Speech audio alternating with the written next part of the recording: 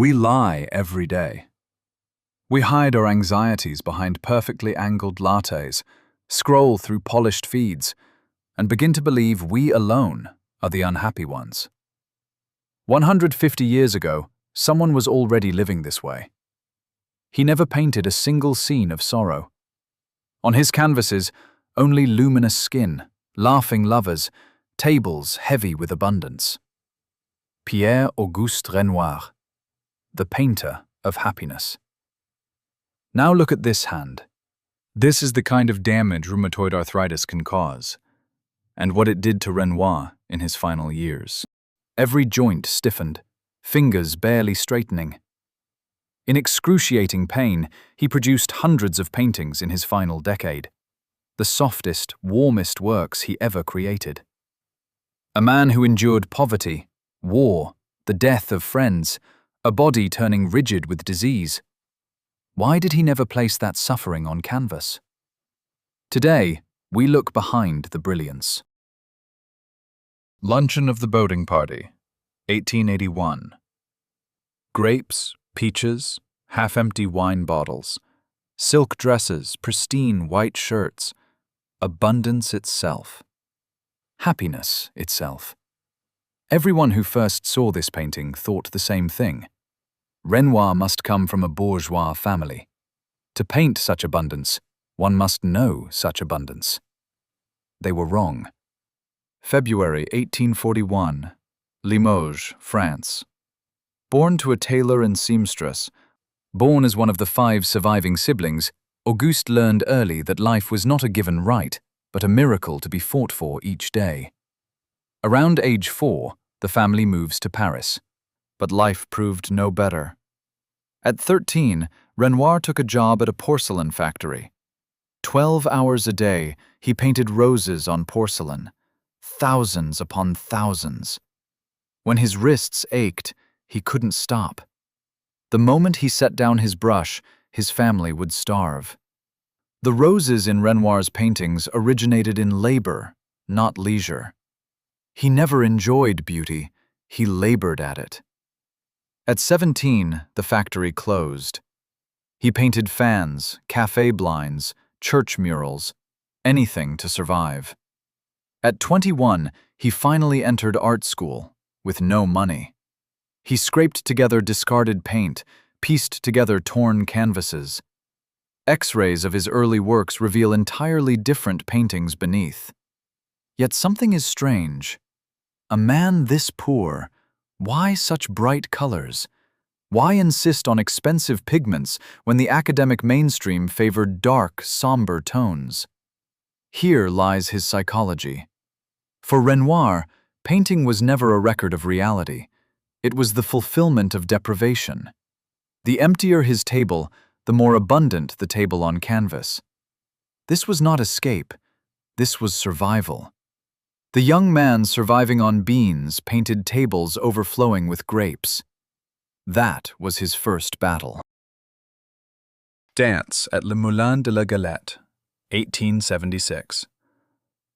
Sunlight filtering through leaves, people dancing, drinking, laughing. Could there be a more peaceful scene? 6 years earlier, Renoir stood at death's door. The Franco-Prussian War, 1870. Paris under siege. People ate rats, cats, zoo elephants. Renoir was conscripted into the cavalry, a rifle thrust into a painter's hands. One day, while sketching a riverbank, he was seized. A spy! Simply for having terrain drawings. In that era, spy accusations meant death. Then a man appeared, Raoul Rigaud, the police chief. Years before, the impoverished Renoir had sheltered Rigaud and shared his meals. That small kindness saved his life at gunpoint. But his friend was not so fortunate. Frédéric Bazille, Renoir's closest friend, who had shared his studio, bought him paint, fed him, was killed in battle. 29 years old. Renoir was shattered. But he did not paint Bazille's death. He did not paint war's horrors. Why?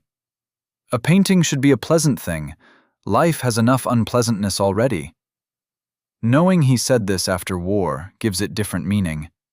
He had realized the world is fundamentally cruel. But if every artist paints tragedy, humanity has no room to breathe. Someone must protect beauty. This was not escape. This was a choice. Look again at that painting. The sunlight is light breaking through war's darkness. The smiles are desperate hope, painted by a man who witnessed his friend's death. Renoir planted roses on a blood-soaked battlefield. That was his second battle. The Bathers, 1919. Roughly 63 by 43 inches. Do you know the condition of the painter who created it? From 1912, Renoir could not walk. Rheumatoid arthritis had consumed his body. First his fingers stiffened, then wrists, elbows, knees. His fingers bent backward nearly 180 degrees. And yet he painted. An assistant would wedge a brush into his hand, then wrap bandages around both.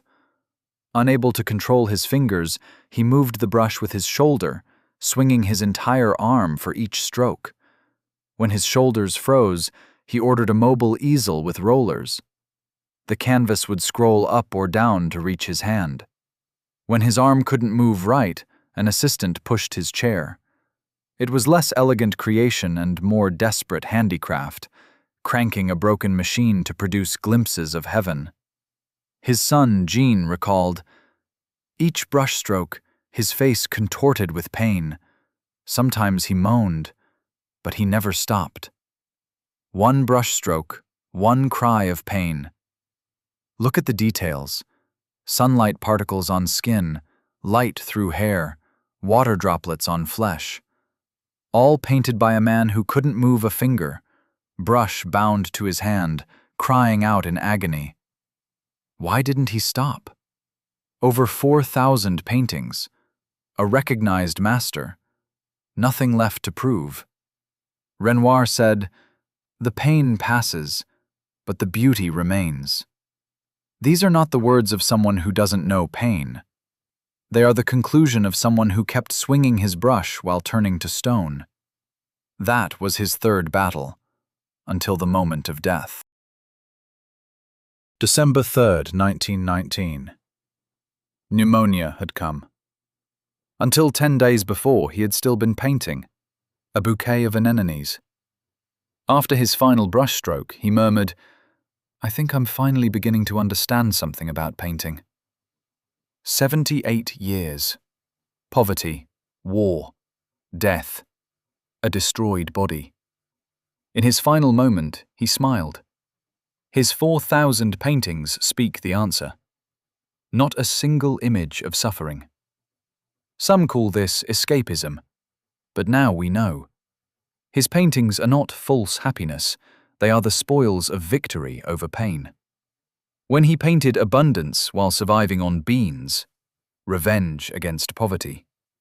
When he painted smiles after his friend died, resistance against death. When he swung his brush while screaming, struggle against bodily limits. Renoir was a soldier. His battlefield was canvas, his weapon the brush. All his life he fought the world's ugliness, and he won at least 4,000 times. The pain passes, but the beauty remains. 150 years later, proven true. The poverty, the terror, the screams, all past. But the beauty still hangs on museum walls, consoling someone's heart at this moment. How was your today? Brutal? Hard? Then you must choose, be buried by pain or paint something over it. Renoir painted over his pain all his life. Over poverty, abundance. Over war, peace. Over death, life. What will you paint over yours? The pain will pass, but the beauty you leave behind will last forever. Thank you for watching.